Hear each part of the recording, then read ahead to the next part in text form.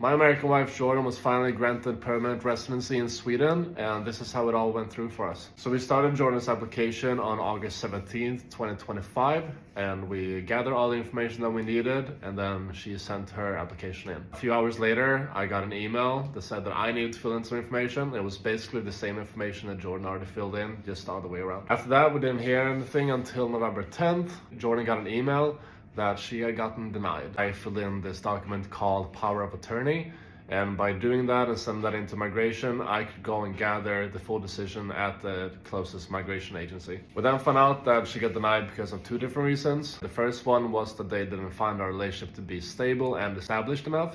Basically, that means that they didn't think that we had lived long enough outside of the country, which we later proved that we had. But because of that, we weren't an exemption from the finance and the housing part, so then I needed a stable job and housing for Jordan. They concluded that my job wasn't stable enough at that point. Once we decided to appeal, we needed to gather all the information, so we gathered photos, all the evidence to show that I had a stable job now, and also evidence that we had lived long enough together outside the country, because we had lived together for 2.5 years, which should have been enough, and we are also married. Our marriage has been registered in Sweden and in USA since April 2022, but we didn't know how to write an appeal. Basically, I used ChatGPT. I just searched, write an appeal. Then I obviously changed everything, but it was a good, stable foundation to show how to write it. Obviously, I wrote everything on my own with the information we had, and we also used the rejection letter to use some of the words that they used to reference to the rejection letter in our appeal. Once we sent in the appeal, we actually contacted our lawyer, actually paid about $600 to get some information. We didn't end up using it. Still don't think that you need a lawyer. She helped us feel more secure at that time, but